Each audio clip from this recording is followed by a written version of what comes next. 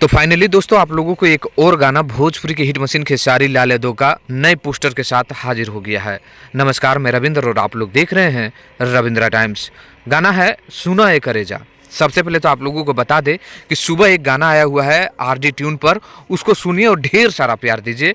और उसके बाद ये नेक्स्ट सॉन्ग खेसारी लाल यादव का जो आप लोगों के बीच आ रहा है, जिसका पोस्टर लॉन्च कर दिया गया है, नाम है सुना ए करेजा। क्या नाम है दोस्तों, शानदार सुपर डुपर हिट है। नाम से ही पता चल रहा है तो कितना बड़ा ये सुपर डुपर हिट होगा। नीमन भोजपुरी से आएगा।